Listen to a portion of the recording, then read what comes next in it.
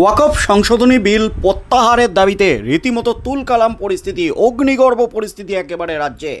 মুর্শিদাবাদ থেকে শুরু করে কলকাতার রাজপথ রীতিমতো তুলকালাম, একেবারে রণক্ষেত্রের চেহারা নিয়েছে এই কদিনে। আইন শৃঙ্খলা পরিস্থিতি নিয়ে ইতিমধ্যেই প্রশ্ন তুলে দিয়েছে বিরোধীরা, বিজেপি। ইতিমধ্যেই কেন্দ্রীয় শাসনের একটা দাবি উঠে গেছে ফের বিজেপির তরফ থেকে। তার মধ্যেই হাইকোর্টে বড় ধাক্কা রাজ্যের। হাইকোর্টের নির্দেশে রীতিমতো তোলপাড় একেবারে রাজ্য রাজনীতি। অবশেষে কেন্দ্রীয় বাহিনী নামানোর নির্দেশ এবার আদালতের। যা নির্দেশ আদালতের তাতেই কিন্তু রীতিমতো শোরগোল পড়ে গেল একেবারে গোটা রাজ্য জুড়ে। ওয়াকফ সংশোধনী বিল 2025 ইতিমধ্যেই পাশ হয়ে গেছে আইন হিসাবে গোটা দেশে। আর এই বিল পাশ হতেই কিন্তু তীব্র বিরোধিতা করেছিল তৃণমূল কংগ্রেস সহ বিজেপি বিরোধী রাজনৈতিক দলগুলি।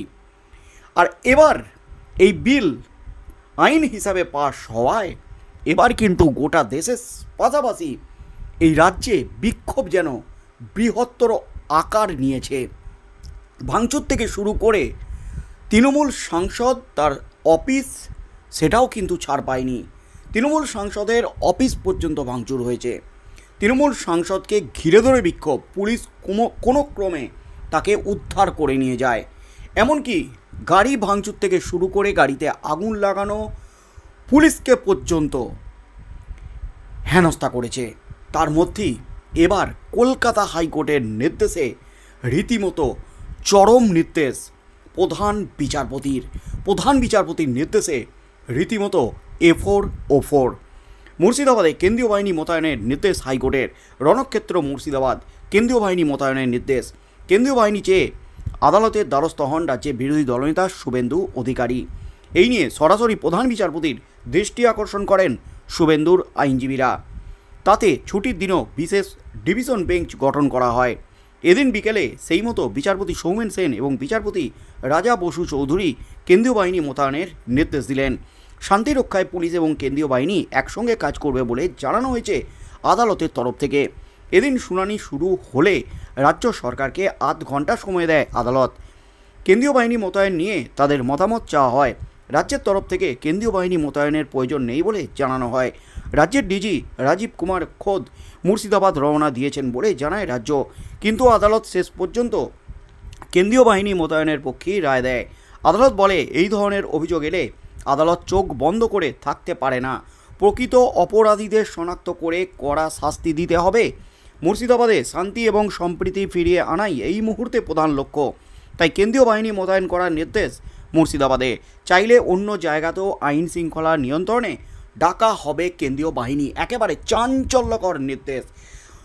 প্রয়োজনে রাজ্যের অন্য জায়গাতেও নামানো হবে কেন্দ্রীয় বাহিনী আইন শৃঙ্খলা পরিস্থিতি নিয়ন্ত্রণে। এমনই কিন্তু নির্দেশ কলকাতা হাইকোর্টের প্রধান বিচারপতি মনোনীত সৌমেন সেনের ডিভিশন বেঞ্চের। তার মধ্যেই কিন্তু রাজ্য বিরোধিতা করেছিল। রাজ্য জানিয়েছিল তাদের কেন্দ্রীয় বাহিনী না লাগবে না, রাজ্য পুলিশই এই পরিস্থিতিকে নিয়ন্ত্রণ করতে পারবে। কিন্তু ধোপে টিকল না কোনো আর্জি। কেন্দ্রীয় সরকারের ওয়াকফ সংশোধনী আইনের বিরোধিতায় গত কয়েকদিন ধরেই উত্তাপ ছড়াচ্ছিল মুর্শিদাবাদে। বিক্ষোভ হিংসাত্মক হয়ে ওঠে ক্রমশ। শনিবার দুপুর পর্যন্ত সেখানে 3 জনের প্রাণহানির খবর মিলেছে। সেই আবহে আদালতের দ্বারস্থ হন শুভেন্দু। তার আইনজীবী জানান, শুধু মুর্শিদাবাদ নয়, গোটা রাজ্যে যে পরিস্থিতি তা সামলাতে অক্ষম রাজ্য পুলিশ এবং সরকার। কোনো পদক্ষেপই করেনি তারা। এমন পরিস্থিতিতে কেন্দ্রীয় বাহিনী ছাড়া গতি নেই। আজই মামলা শুনানি করে রায়দানের আবেদন জানানো হয়। এদিন শুনানি চলাকালীন শুভেন্দুর আইনজীবী বলেন, যেখানে রাজ্যের গ্রন্থাগার মন্ত্রী বলছেন অশান্তি ছড়িয়ে দেওয়া হবে, পরিস্থিতি নিয়ন্ত্রণে আনতে কেন্দ্রীয় বাহিনী মোতায়েন দরকার। শুভেন্দু আদালতে যাওয়ার আগেই রাজ্যের তরফে বিএসএফের সঙ্গে যোগাযোগ করে মুর্শিদাবাদে 7 কোম্পানি বিএসএফ মোতায়েন করা হয়। কিন্তু শুভেন্দুর আইনজীবী দাবি করেন জেলা শাসক বিএসএফকে কাজ করতে দিচ্ছেন না। তাহলে কি চান তারা, জানতে চায় আদালত। এতে শুভেন্দুর আইনজীবী সিআরপিএফ মোতায়েনের নির্দেশ দিতে বলেন। কোন কোন জেলা স্পর্শকাতর আদালতে জানাতে বলেন বিচারপতি। আদালত জানতে চাইলে আমতলার কথা উল্লেখ করেন শুভেন্দুর আইনজীবী। জানান, সেখানে কয়েকজনকে গ্রেপ্তার করলে ছাড়িয়ে নিয়ে যাওয়ার জন্য অশান্তি শুরু হয়। এতে রাজ্যের আইনজীবী কল্যাণ বন্দ্যোপাধ্যায় জানায়, রাজ্যের বিভিন্ন জায়গায় 138 জনকে গ্রেপ্তার করা হয়েছে। এডিজি পদমর্যাদার আধিকারিকরা রয়েছেন এলাকায়, পরিস্থিতি নিয়ন্ত্রণ করা হচ্ছে। এতে বিচারপতিরা জানান, ভোট পরবর্তী হিংসা সহ বিভিন্ন সময় রাজ্যে কেন্দ্রীয় বাহিনী মোতায়েনের নির্দেশ দেওয়া হয়েছিল। এতে রাজ্যের সুবিধাই হবে। এতে রাজ্য জানায়, পুলিশের আধিকারিকরা কেউ অদক্ষ নন, দক্ষ হাতেই পরিস্থিতি সামলানো হচ্ছে। ডিজি নিজে মুর্শিদাবাদ যাচ্ছেন। এতে বিচারপতি সেন বলেন, নির্দিষ্ট কাউকে রক্ষা করা আমাদের উদ্দেশ্য নয়, সামগ্রিকভাবে নিরাপত্তা দিতে চাই মানুষকে। এই ধরনের অভিযোগে চোখ বন্ধ করে বসে থাকতে পারে না আদালত। প্রকৃত অপরাধীদের শনাক্ত করে ব্যবস্থা নিতে হবে। কেন্দ্রীয় বাহিনী এবং পুলিশ একসঙ্গে কাজ করুক। আদালত রায় চরম নির্দেশ দিল এবং এই রায় শুনে শুভেন্দু বলেন, আজকের এই রায় বাংলার মানুষের জন্য, বিশেষ করে হিন্দুদের জন্য বড় জয়, যারা জেহাদি, চরমপন্থী এবং পুলিশের হাতে অত্যাচারিত।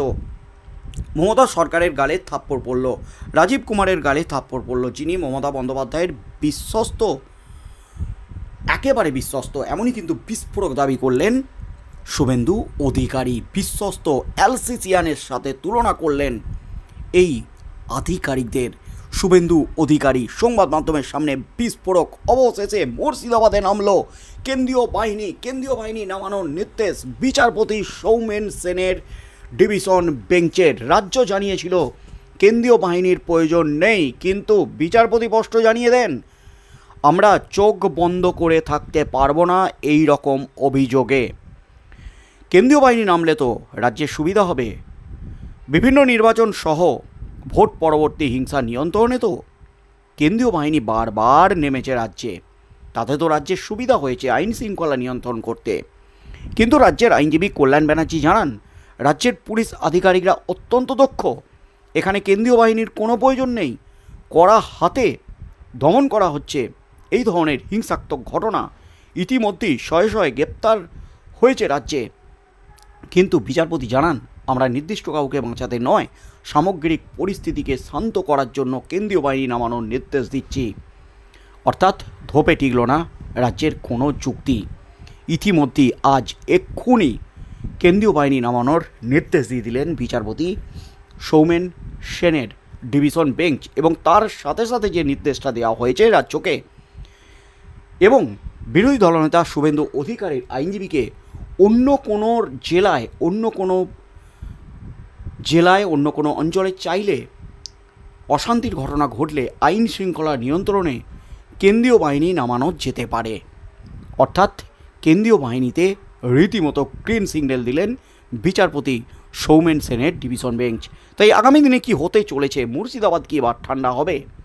এবার কি যারা এই ধরনের দাঙ্গা, হিংসাত্মক ঘটনা ঘটাচ্ছে, তারা কি এবার গ্রেপ্তার হবেন কেন্দ্রীয় বাহিনীর হাতে? কেন্দ্রীয় বাহিনী কি এলাকা পরিস্থিতি ঠান্ডা করতে পারবে? কি হতে চলেছে আগামী দিনে রাজ্যের পরিস্থিতি, সেদিকেই চোখ থাকবে গোটা রাজ্যের।